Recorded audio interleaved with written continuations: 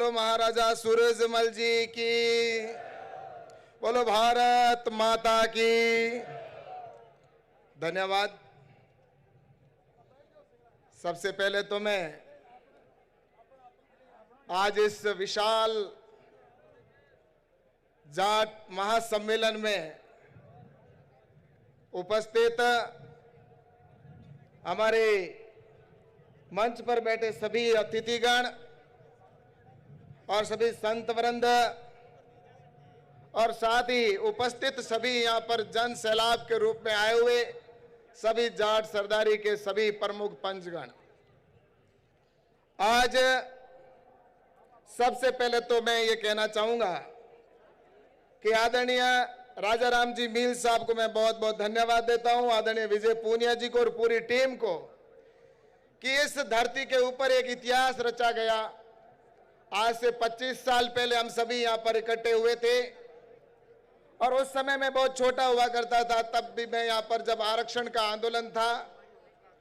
उस समय मैं लगभग 10वीं क्लास में पढ़ता था। उस समय मैंने ऐसा जन सैलाब देखा था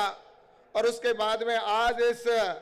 जाट समाज का इतना बड़ा जन सैलाब मैं देख रहा हूं, तो निश्चित रूप से मैं आज सभी उपस्थित सबको बहुत बहुत धन्यवाद देना चाहता हूं। और सबसे पहले मैं ये कहना चाहूंगा कि मुझे गर्व है कि मैं जाट हूं और मुझे गर्व इस बात का है कि मैं किसान भी हूं और मुझे गर्व है कि मैं हिंदू हूं।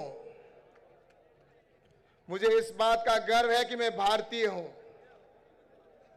और वास्तव में हमें अपने ऊपर गर्व होना चाहिए कि ऐसी धरती के ऊपर हमने जन्म लिया और धरती पर जन्म लेने के बाद हमने इस देश के अंदर और इस दुनिया के अंदर दिखा दिया अपने इतिहास के अंदर अपने पूर्वजों ने, क्योंकि जाट का मतलब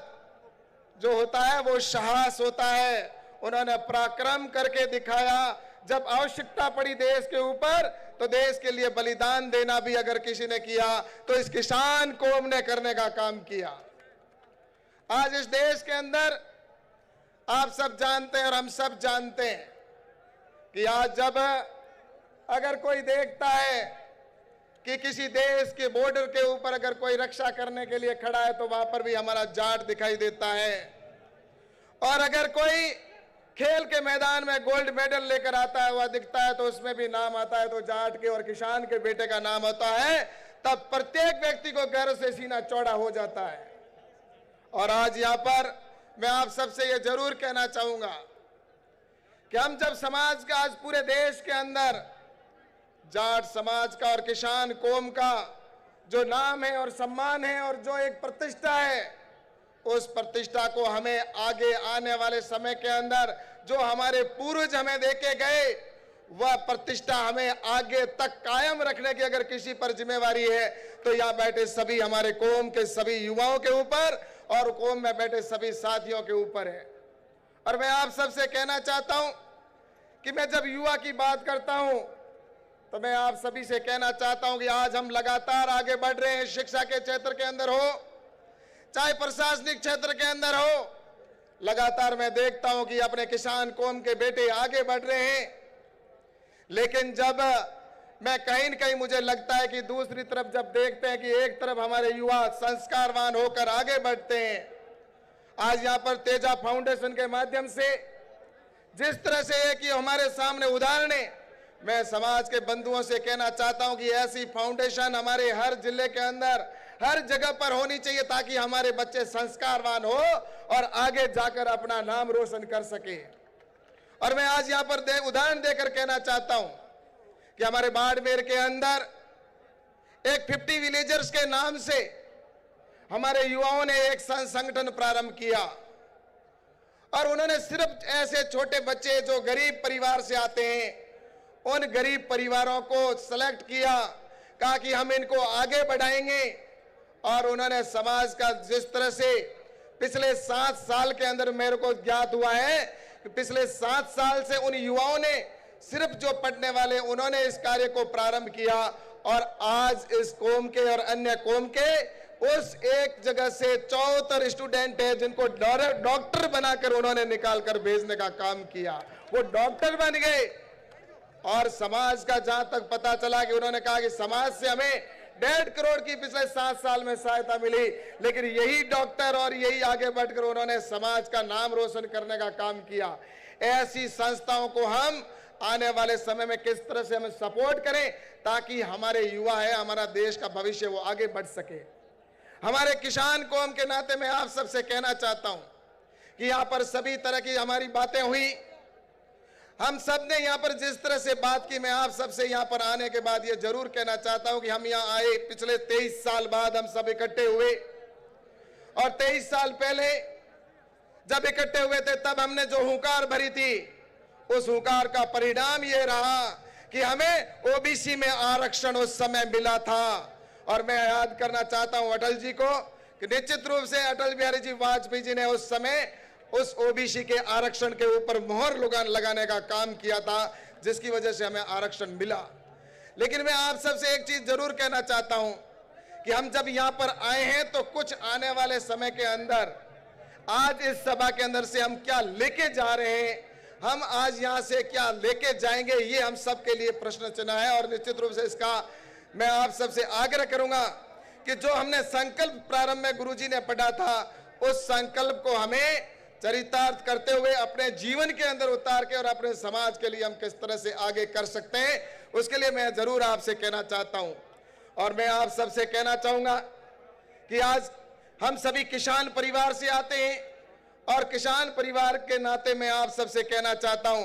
कि आज सबसे उत्तम अगर कोई है तो वो खेती है। कहते हैं उत्तम खेती मध्यम व्यापार लास्ट में नौकरी होती थी, लेकिन अब कुछ मेरे युवा साथियों से मैं ये जरूर कहना चाहूंगा कि हमारी कृषि उत्तम है, उत्तम थी, और आने वाले समय के अंदर कृषि उत्तम होगी। लेकिन हमें कृषि को भूलना नहीं है, हमें कृषि के माध्यम से खेती के अंदर नई टेक्नोलॉजी को कैसे अपनाकर हम अपने पैरों के ऊपर खड़े हो सके, इस दिशा के अंदर हमें काम करने की आवश्यकता है। हम रोजगार लेने वाले नहीं, आने वाले समय के अंदर मेरे किसान कौम के भाइयों से कहना चाहता हूं कि हम रोजगार देने वाले बने, ये हमें आने वाले वक्त के अंदर करके दिखाना है। और जब किसान कौम हुंकार बढ़ती है तो निश्चित रूप से उसमें सफलता हमें मिलती ही है। और मैं आप कहना चाहूंगा कि इस देश की आजादी से लेकर इस देश के अंदर जिन जिन लोगों का बलिदान रहा, उन उसकी आजादी में सबसे ज्यादा अगर किसी का योगदान रहा तो इस किसान कौम का रहा। देश के लिए बलिदान देने पर हम सब जानते हैं। आज भी हमारे देश के युवा साथी हो तो देश के बॉर्डर के ऊपर ये किसान कौम के बेटे अपनी जान को जोखिम में डालकर खड़े हैं, और गोली खाते हैं तो दुश्मन की सीने के ऊपर खाकर अपनी जान किसान कौम का नाम वहां पर रोशन करने का काम कर रहे हैं। हम सबको गर्व होता है। आज मैं आपसे बताना चाहता हूं हमारी बेटियां भी कहीं पीछे नहीं है। मैं आज कुछ दिन पहले बॉर्डर के ऊपर गया था, और उस बॉर्डर के ऊपर बीएसएफ के जवानों से जब मिला तो बीएसएफ के जवानों में मेरे को 17 बहनें वहां पर मिली, और मैंने जब उनसे परिचय किया तो परिचय में 17 की 17 हमारी बहनें थी, वो किसान कौम की बेटियां थी। इसलिए मैं कहना चाहता हूं कि आज हमारी बेटियों को पढ़ाने की आवश्यकता है, बेटियों को आगे बढ़ाने की आवश्यकता है, देश के लिए हमें कुछ करने की आवश्यकता है। और देश की जब बात आती है तो मैं आपसे एक बात कहकर मैं अटल जी की मुझे वो बात याद आती है। भारत है ना, हम भारत के वासी हैं,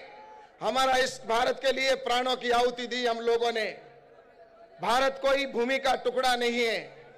अटल जी ने कहा था कि ये भारत कोई भूमि का टुकड़ा नहीं है, ये एक जीता जागता राष्ट्र पुरुष है। हमें अभिनंदन है हमें इस बात का कि हम भारत के हैं, हमें गर्व है इस बात का कि हम भारत के वासी हैं। इसलिए मैं आपसे कहना चाहता हूं कि इस देश के लिए हमें कुछ भी करना पड़े तो हमें हर समय तैयार रहना चाहिए। और किसान कौम के नाते मैं आपसे आग्रह करूंगा, 2 मिनट का मेरे पास समय का जो मुझे दिया है, तो मैं निश्चित रूप से इतना ही कहना चाहता हूं कि आने वाले समय के अंदर मैं किसान का बेटा होने के नाते निश्चित रूप से जो यहाँ पर केंद्र सरकार के जो विषय हैं उन विषयों को लेकर निश्चित रूप से मैं बात करूंगा। और किसान कौम के लिए मैं भारत का यह कह सकता हूं कि अगर मेरे प्राणों की आहुति देनी पड़ी तो भी मैं निश्चित रूप से देने के लिए तैयार हूं, क्योंकि मैं किसान का बेटा हूं। और किसान के नाते निश्चित रूप से हम सबका यह दायित्व बनता है आप सबको मैं बहुत बहुत शुभकामना देता हूं। इस मेले के अंदर जितने भी आज लाखों की संख्या में जो आए, उन सबको मेरी ओर से बहुत बहुत धन्यवाद, बहुत बहुत शुभकामना। जय हिंद, जय भारत।